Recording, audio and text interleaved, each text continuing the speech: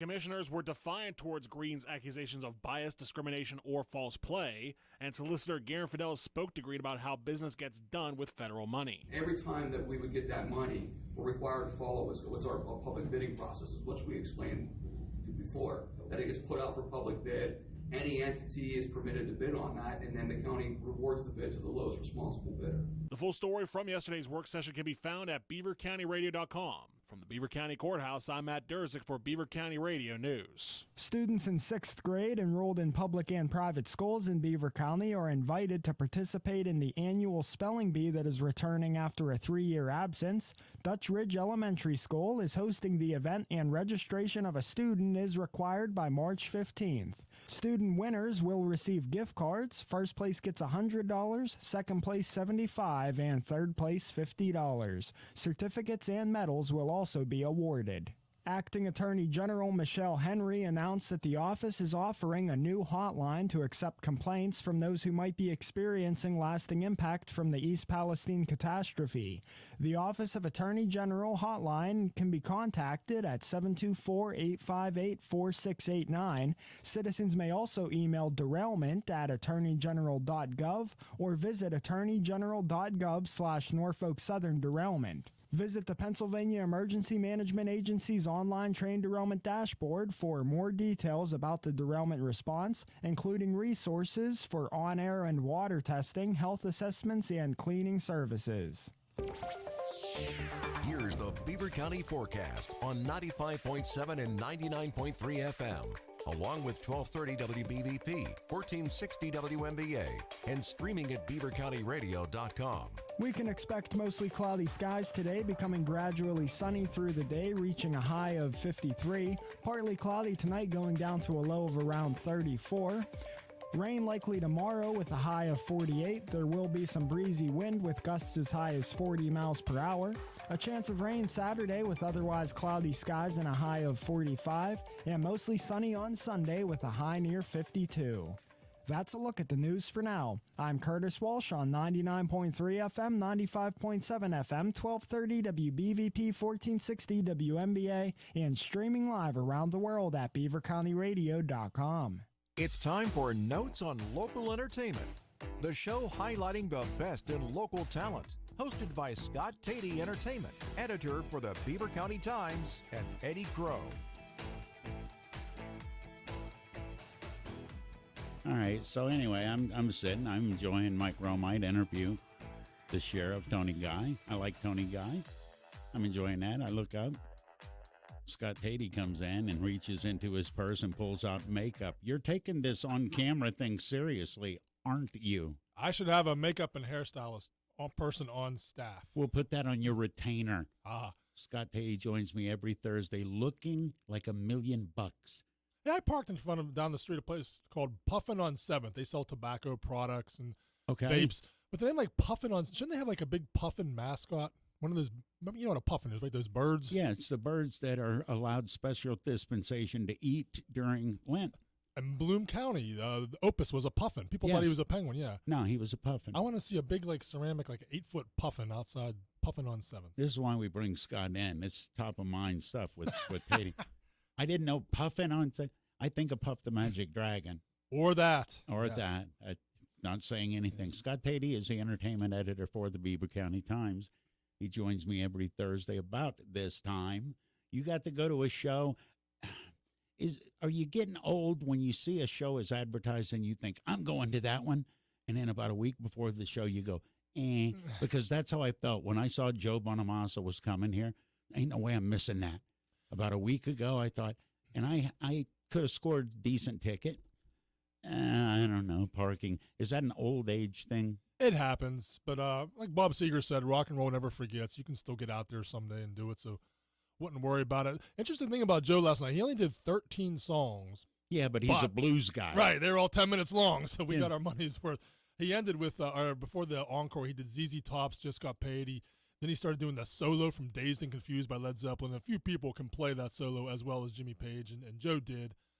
Sensational show last night. A lot of fun. He's got a really good band. I did not know. Of course, he's got longtime keyboardist is from Double Trouble, Stevie Ray Vaughan's band. Yeah. Didn't realize he's a Latrobe. Used to be living in Latrobe, Pennsylvania. No way. Never knew that. He went from Latrobe to Latrobe, as they say there. Well, that was the funny thing. Joe mispronounced it. He didn't even say Latrobe. He didn't say Latrobe. He did like Latrobe or something. He started getting heckled. Boob. He's like, hey, shut up. I'm not from here. And he said, go ahead and cancel me. Why don't you? And everyone laughed. It was really cute. But, yeah, who knew that, Stevie Ray Vaughan's keyboardist has Latrobe or Latrobe. Brett Michaels. Butler, right? Butler guy. And, of course, birthday boy. Donnie Ayers. Donnie Ayers, that's coming up. How many pictures got posted of media scum with Donnie standing next to him over the last?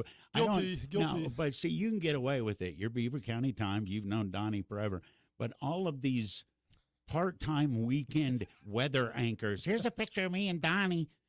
That has to get old. And you know Donnie. Have you ever seen him say, no, I don't want to take a picture with you, ever? Exactly. Big smile on his face. Yeah. Sure, I don't mind, man. And sure, that's man. why we love him. That's why we love him. But I saw all these pictures, and I'm like, I think I saw that person do the weather once at 4 a.m. on the public access station, and right now they're giving the thumbs up with Donnie Ayers. So if you didn't know who Donnie was before, now you do. Do people here understand how amazing that story is? Not just because he's from here and we love him, but he rocked out for his 80th birthday. Yeah, and he still is hitting the high. They were high in 1981 when Aaliyah came out, or 79 or whatever. Yeah, he's still nailing those notes. I cannot believe. And then you ask, what is his secret? And I don't know, man. I don't know. That's the beauty of it. It's not like he's taking vocal, training and doing anything special. Just God-given talent, and still got it. You don't think it's all the smelly crap cigars that he smoked? You've ever been around Donnie outside? Yes, at Jurgles. Once a month, he hosts a cigar party. You can show up and smoke a stogie with Donnie, and the room is this encased in smoke, and you can barely find them. But maybe that's the secret. Is there? Yeah, he's pickled. Hasn't stopped Willie Nelson, right? He smokes too, Exactly right. Is there anybody more beloved Western PA musician than Donnie? No. Maybe the Clarks, maybe? I think, or is that just contemporary? Yeah, every once in a while you'll get a jealous band saying, oh, why are they still good? Well, because they're talented, they write good songs, and they're fun. But and people are paying money to continue to see them. I judged the Battle of the Bands at, what was it called? The Beehive, but it was in Oakland for a couple years. And they were one of the bands, their fans were wearing shirts like saying, like, who are the Clarks or something like that. That band, I think they were called Creep. They died out like 2 years later. They never did anything. So, It's about what you do. It's not what you say about what other people do. Exactly. All right. What good shows have you seen beside? How was the Bonamassa? I can't imagine that it was anything less than spectacular. Was it worth the cost of a ticket? Yeah, his guitar playing, his fingers were like a blur, but they still didn't seem to be going fast enough to duplicate what he was making on stage, the noise. But it was like old-timey blues, contemporary blues. Yeah, he kind of mixed it up. The band, he had two backup singers, and a lot of people will have backup singers, but they don't utilize them enough. They step and dance a lot. Exactly. If you're watching this on Facebook, you're seeing my moves. And they did that too. Yeah. But they also got chances to just wail on the vocals. Joe is an incredible guitarist. He has a very good guitarist in his band. He let him take a couple spotlights, so there was no arrogance last night. Good crowd. It was a seating crowd, and I've said this before. I don't mind sitting for an entire concert at all. There were a couple times we got up for standing ovations. I dig that. The people that feel like you got to stand the whole show. Even when I was young, I wasn't a fan of that. I was a fan of that because if you were standing for the show, that meant you got there early and got up front, and you were willing. If it was a band I wanted to see up close, good point. It was worth it. But as far as sitting down and enjoying the music, and you know what you just said, what you just described with the guitar thing, it's like his guitar was making all sorts of noises, and his fingers were moving fast, but it didn't look fast enough. You know what that is, right? Skill. It's skill, but it's a specific skill. It's called pedal board chops. Ooh. It's called what are those pedals doing? Because I am the worst guitar player in the world. If I turn on half of my pedal board, it sounds halfway decent. The quickest way to sound decent without becoming decent, electric guitar and about a half a dozen pedals. That's a good tip there, kids. That's it. Now, if you want to learn how to actually play a guitar, get an acoustic guitar and a tuner and a capo and nothing else. Good advice. This past weekend at Beaver Station, they had the guy, his real name's Tucker Metzel. He goes by the name Holy Hers. He does the thing where he's strumming an electric guitar. His left foot is using a foot pedal to play cymbals. His right foot is using a pedal to play drums. So he's singing. He's playing 3 instruments and singing at the same time. One-man band. Exactly. And that's like being a drummer times 1,000. You can't. They're normal human beings can't do that. Drummers are not normal human beings. To keep a rhythm, okay. To keep 2 rhythms, a little tougher. To keep 4 different rhythms, because 2 hands, 2 feet with a drummer, there's normal people can't do that. Yeah, I advise people. He's again, he goes by the name Holy Hers. He's playing at Fermata Brewing in Ambridge later this month. Sweet. If you've never seen him, check him out. It's worth it. Scott Tady is my guest. Scott is the entertainment editor for the Beaver County Times. He joins me every week about this time. Speaking of Fermata, I was next door the other day, Merchant Coffee, and I can't help but notice the owner there wants to come back here on air. The Merchant Coffee, Kim. Yeah. She said, "Tell Eddie I want to be back on the air." She had a lot of fun doing that. So whenever you want her, let's do that. I've got open invitations to most everybody but you. I make you call first. True. Kim, you can come back anytime you want. Earlier, the last hour, Beaver County Chief Assessor Josh Eckelberger was here. Solicitor Garen Fidelis was here. I told them at the end, you guys want to come back? You come back anytime you want. You're just saying that so they don't assess you. I'm saying that so I have a name to call when the assessment comes back and I don't like it. Maybe. What tours are you looking forward to? I saw a few tours are getting announced. Some of them made me happy. Some of them made me go, I guess. Really excited about the show they announced a couple of days ago at Heartwood Acres Memorial Day weekend. It's a 2-day show. The headliners are it's Jason Mraz. Okay, it's Hozier. He had that big hit, Take Me to Church. But the undercard, some of the other bands on that, like Michigander, they're called Ex-Ambassadors, The Head and the Heart, some really good indie folk bands. It's a 2-day national festival. These are the kind of festivals other cities used to get, and I would look at with envy. Why doesn't Pittsburgh get a show like that? We got it. Memorial Day weekend. Tickets are $65 for 1 day, $109 for if you want to do the 2-day pass. That's not absurd. I hate to say this, $110 for 2 days. It's relatively cheap. How much was the top Bonamassa ticket? Wasn't it a couple $100? Probably. Yeah. But again, you got your money's worth. But so I'm really excited about that show at Heartwood Acres. That's a cool place to see a show. You're outside. It's out in Hampton Township. And I was worried last year they had a similar show as a 1-day event, and Jason Isbell was there. Everyone was worried about traffic because there's only one way in and out of Heartwood Acres. They did a fairly good job. And it's a 2-lane, and it's windy as all get out. They had like fire department people kind of directing traffic, and they did a thorough job, and it wasn't bad. So we'll see what happens this time. But the shows keep getting announced, and Stage AE starting to fill in. There was another one they just announced it. Weezer coming back to Stage AE. What's the best Weezer record? We're about to have an argument. Because I think Rivers Cuomo is an absolute. Rivers Cuomo is the perfect example of the kid that was too smart for everybody else in the room. I got to go way back to like 90s, one of the early ones. Pinkerton. Okay. All right. Did you see that hilarious Saturday Night Live skit with Matt Damon? Where they were arguing about the greatest Weezer album at a Christmas party. No. One of the all-time best in the past 10 years. No, I haven't watched Saturday Night. People do. They argue it vehemently. What's your favorite Weezer album? Well, we argue. If it's a band you like, don't you argue? You love Led Zeppelin. I bet if somebody comes up and says Houses of the Holy was crap, you're going to argue with them, right? Fists will be flying. Yeah. Well, what's the best? The better answer is what's the worst, but we won't get into that. Who's the most underrated band of all time? Underrated. Oh my! I'll let you go first. Because we're talking about Weezer, yeah. And I think Weezer, they had radio hits, and I think they did a lot of brilliant stuff that nobody really ever noticed because Rivers Cuomo kind of went off on the weird deep end for a little bit.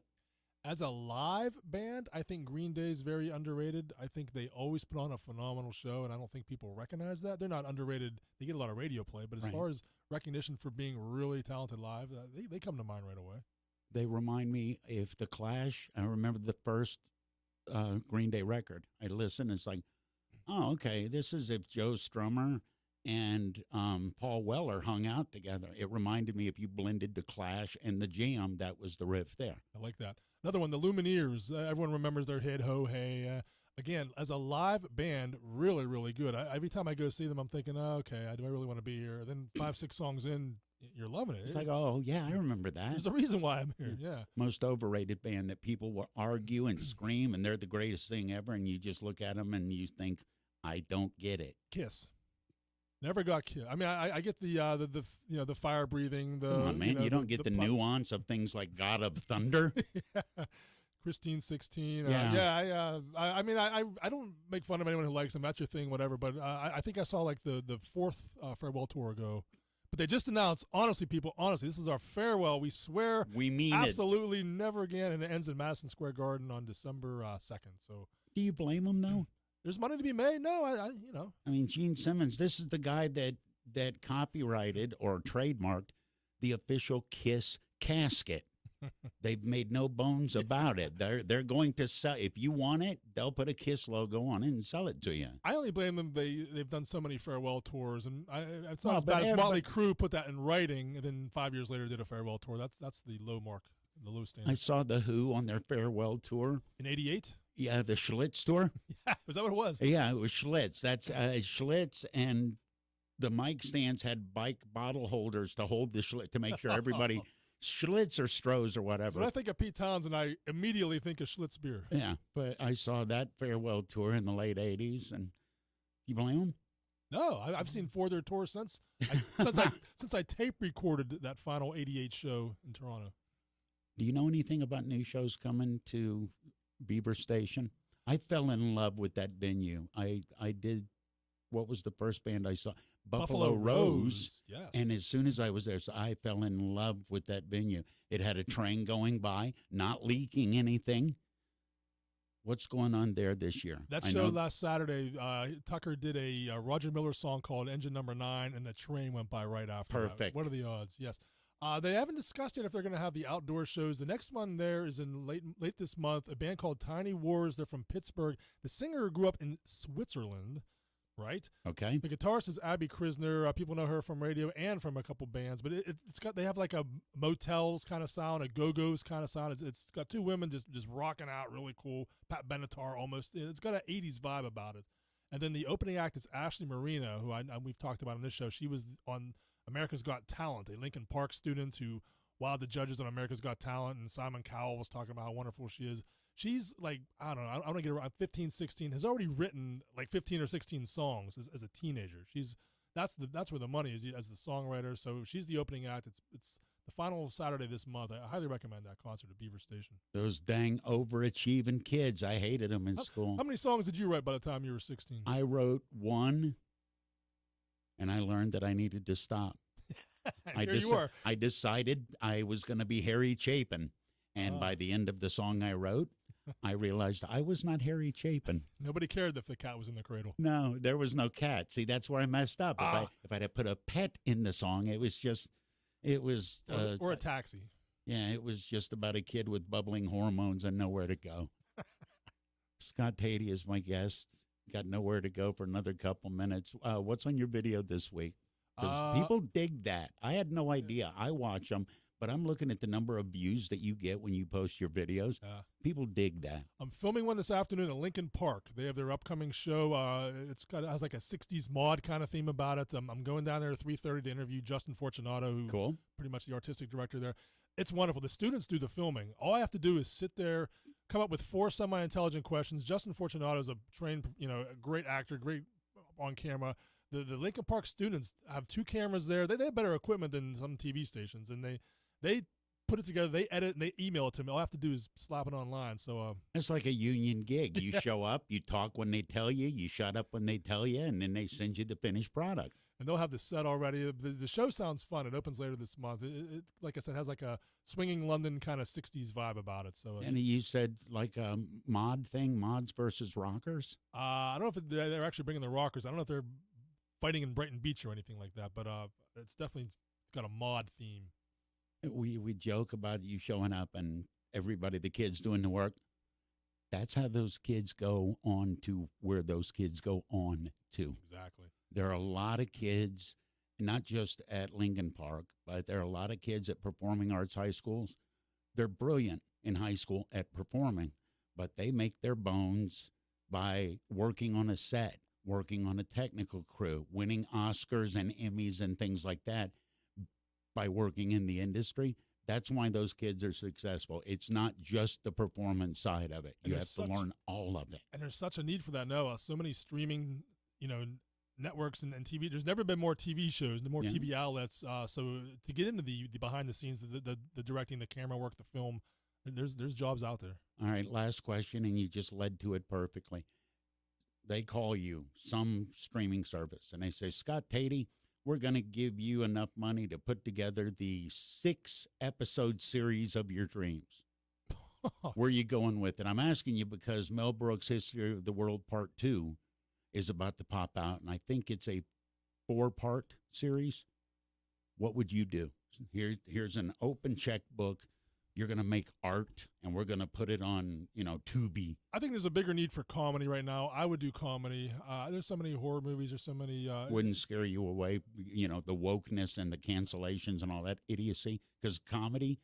You'd have to balance it, for sure. Yeah. I disagree. You don't balance it. You go full flamethrower Bill Hicks and dare anybody to say anything. Either that, can we try an intelligent rom-com? Has that ever been done? Yeah, as good as it gets. Won the Oscar in, 92? An intelligent rom-com. Let's bring them back. Did you see the quote from Ben Stiller? I did not. Somebody tried to corner him in on the insensitivity of his movie, what was it, Tropic Thunder. Mm-hmm. Oh, yeah. Okay. Tom Cruise. That's an extreme. Tom Cruise as the network executive or movie dance. That movie is hysterically funny. That movie is in hysterically poor taste. And somebody tried to cancel him, whatever that means. And he goes, I ain't apologizing for nothing. It's a comedy. Right. Things should be poked fun at. Hey, I have an interview today with a Blackhawk graduate who did he did a pilot with Rick Springfield. Jesse's Girl Guy? Jesse's Girl Guy. Plays like a 6 times divorced rocker trying to still hang in there, be relevant. This Blackhawk graduate plays his very adult son who runs a car dealership. When I have more time, I'll tell you about it next week. But they're going to have a screening at the Lindsay Theater in Sewickley. They're going to test the pilot in front of a live theater audience in Sewickley to see if they have any recommendations before they pitch it to the networks. Great idea. Oh, that's a wonderful idea. Get your act together and know what the criticism can be before you go to the people that control its fate. Exactly. You got to keep it tight. Scott Tady, it's always wonderful to see you. What should I have asked you that I didn't? I think we covered it all. Right? Right. Always good to talk to you. Well, you say that until the cameras go off. I understand. Are we on camera? Thanks for tuning in to Notes on